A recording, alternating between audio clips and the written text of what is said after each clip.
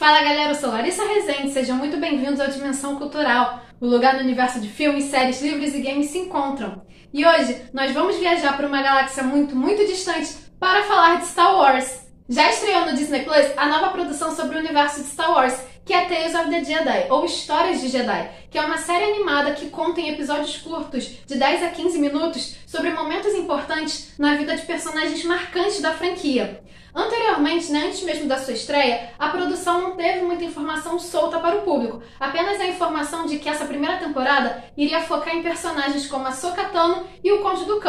E de fato, essa temporada conta histórias somente sobre esses dois personagens, mas em nenhum momento ela se limita, se torna uma série limitada de informações somente por contar sobre a vida desses dois personagens. Muito pelo contrário. Na verdade, Histórias de Jedi vai simplesmente expandir muito o universo de Star Wars, com momentos em que os fãs sempre tiveram curiosidade de ver sobre a vida desses personagens. A série vai seguir a linha temporal da história da galáxia, então a gente vai ter uma alternância de foco nesses episódios. Em alguns momentos vão ser da Ahsoka, outros episódios já vão pular para a vida do Conde Dooku, depois volta para a Ahsoka, mas tudo isso seguindo a lógica da linha temporal. E assim, a gente vai ver, por exemplo, no caso da Ahsoka Tano, 3 momentos marcantes da vida da personagem que são extremamente importantes. Primeiro, o nascimento da Ahsoka, que é algo muito legal, que mostra toda a família, toda a aldeia dela, o quanto ela começa, logo após 1 ano de idade, a aprender um pouco mais sobre a cultura do seu povo, e é nesse momento, que ela tenta aprender sobre a cultura, que os pais tentam ensinar, que um perigo iminente aparece, que os Togrutas vão ver que a Ahsoka é nada mais nada menos do que uma Jedi. E é muito legal de ver essa parte, porque a gente acaba sabendo um pouco mais sobre a cultura Togruta. E é muito legal porque eu particularmente gosto muito, os personagens Togrutas são estão entre os meus favoritos. Eu adoro, por exemplo, a Shakti, que eu gostaria também que fosse uma personagem que fosse aproveitada nessa série, mas a Ahsoka já é, assim, uma alegria para os fãs, porque ela é uma personagem extremamente querida, então é muito legal ver a infância dela, o início de tudo. E logo depois a gente vê um treinamento especial que ela faz com o Anakin, porque o Anakin ele reprova o estilo de treinamento que os Jedi recebem para se preparar para enfrentarem os separatistas, porque ele acredita que enfrentar droids é extremamente simples. Então ele traz um treinamento mais difícil para a Ahsoka, para que ela, além de conseguir enfrentar os droids, por exemplo, tenha a capacidade de enfrentar os Clone Troopers, que já são um exército muito mais elaborado e muito melhor treinado, E aí, isso aí é uma forma de explicar pra gente o quão forte, o porquê da Ahsoka ser tão forte, tão habilidosa e ter sobrevivido, por exemplo, à Ordem 66. E já falando disso, a gente já vê um outro momento da vida da Ahsoka, é justamente o que acontece após a queda da Ordem Jedi. Como é que ela vai se virar? Ela, como outros Jedi sobreviventes, vai tentar se disfarçar de civil, vai morar num planeta longe, vai trabalhar em questões, em trabalhos simples, em lugares simples, com um povo simples, para justamente tentar esconder a sua habilidade. Só que, obviamente, em determinado momento, como nos outros personagens, a guerra vai chegar até ela. E assim a gente consegue ver, finalizar, na verdade, o ciclo da Ahsoka, A gente vê um início, um meio e um fim. E são momentos extremamente marcantes, porque, por exemplo, quando a gente vê a interação dela com o Anakin no meio das guerras clônicas, o coração já aperta, porque é o mestre e a Padawan, e a gente já sabe o que acontece mais pra frente, que eles se enfrentam. É um momento emocionante saber que a Ahsoka está presente no funeral da Padmé. E, obviamente, é muito legal ver a infância da Ahsoka, ela pequenininha, até porque ela é uma bebezinha muito fofa, que dá vontade de apertar. E a gente fica se perguntando, será que vai ter colecionável dela bebê, assim? Só por curiosidade. Mas por mais que a Ahsoka seja uma personagem maravilhosa e extremamente querida por praticamente todos os fãs de Star Wars, eu tenho que pedir licença para ela e dizer que os melhores episódios dessa série foram justamente os do Conde Dooku, porque mostrou praticamente tudo que os fãs queriam saber sobre a vida dele antes da gente conhecê-lo em Um Ataque dos Clones.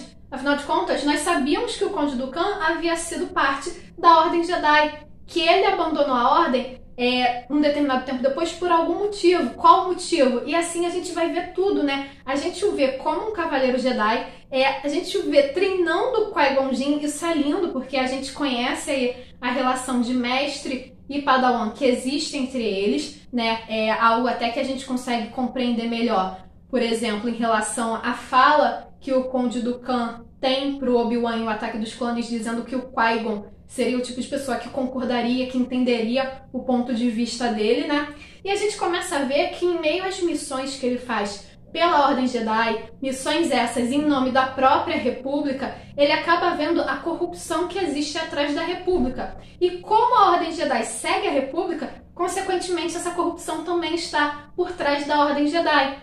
Então ele começa a questionar o papel da Ordem e o seu próprio papel dentro desse sistema, dessa estrutura. Então ele vê muitas vezes políticos que exploram o seu próprio povo. E aí ele tenta entender, será que esse povo, ao se rebelar, ao, por exemplo, sequestrar o filho de um senador, ele está errado? Eles estão apenas passando fome, reivindicando seus direitos, tentando não serem explorados, né? Então isso é muito legal da gente ver. A gente tem 2 momentos aí nos episódios que mostra ele tentando negociar em planetas diferentes, né, com rebeldes. E aí ver toda essa consciência. E nós temos também a ideia, né, o momento extremamente marcante na qual o Conde Dooku apaga os arquivos de Kamino na biblioteca do Templo Jedi, né? Ele entra com acesso do mestre Zypho Vyas e ele consegue apagar. E isso, assim, por mais que a gente soubesse que isso de fato aconteceu, isso sempre foi canônico, sempre foi falado nos filmes, a gente nunca tinha visto, né? E agora a gente tem essa possibilidade de ver. Então, a meu ver, foi muito sensacional.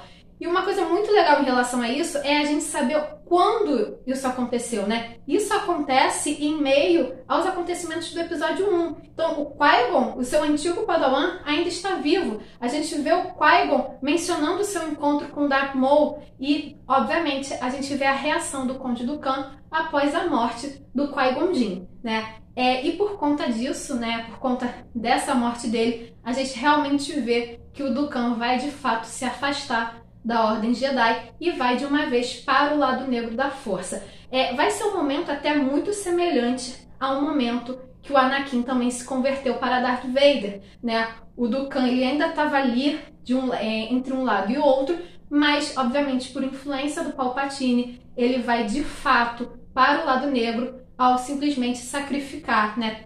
Fazer uma vítima. Que no caso do Anakin foram as várias crianças aí do Templo Jedi, e no caso do Conde Dooku é a Mestre Yaddle, né? A Mestre Yaddle, ela participou do Conselho Jedi no episódio 1, e ela é a Mestre Jedi que é da mesma espécie que o Mestre Yoda. Isso foi muito legal, porque ela é uma personagem também muito curiosa, né? Ela tem uma vibe misteriosa, porque ela foi pouco aproveitada nos filmes. Então acaba sendo legal também a gente ver um pouco mais dela. É um pouquinho mesmo, né? Porque a gente só vê o finalzinho, a gente sabe agora o que aconteceu com ela. É um momento muito triste, mas eu espero que seja também, por exemplo, um tipo de personagem que, quem sabe, numa próxima temporada seja melhor aproveitada, né? E aí, de fato, o Conde Dooku se torna o Darth Tyrannus, né? Ele vai para o lado negro da Força e, obviamente, isso tudo é assistido pelo Palpatine. É da mesma forma que, por exemplo, o Anakin vai matar o Mestre Windu, né? Então tem toda uma mesma estrutura de convencimento que o Palpatine faz em relação aos seus aprendizes. E como Histórias de Jedi é uma série animada, ela vai vir com o mesmo designer de animação em 3D que as outras séries de Star Wars, como por exemplo Rebels e Clone Wars. E por falar de uma época que se trata da Velha República, ela traz um momento muito de nostalgia, né? A gente acaba lembrando muito da própria Clone Wars, que foi uma série extremamente querida pelos fãs, que expandiu demais o universo da saga. Então, Histórias de Jedi, ela vai por esse mesmo caminho. É uma série curta, mas por ser curta, é extremamente dinâmica e trouxe momentos assim decisivos, momentos chaves, importantes para aqueles personagens, e muitos desses momentos na qual o público sempre teve curiosidade de assistir, de saber como foi que aconteceu, por mais que a gente tivesse ouvido essas histórias ao longo das produções. Então, assim, de uma forma geral, História de Jedi pode ser considerada uma das melhores produções voltada para o universo de Star Wars que lançou nesse ano. É uma série que expande completamente o universo da saga e, com certeza, né, a gente precisa de mais temporadas e que explorem cada vez mais personagens, principalmente personagens marcantes que a gente viu que fizeram parte da Ordem Jedi, mas não tiveram tanto espaço assim, nem tanto no filme quanto, por exemplo, em outras séries animadas. Então fica aí a expectativa para a gente ter muito mais desses contos, dessas histórias sobre os Jedi da galáxia. E vocês, já assistiram História de Jedi? O que acharam? Curtiram? O que esperam para uma segunda temporada, né? Quais personagens vocês gostariam de ver um pouco mais sobre a história? Deixe a opinião de vocês aqui nos comentários e não se esqueça de curtir esse vídeo e de se inscrever no canal para continuar acompanhando as nossas aventuras. Nos vemos na próxima!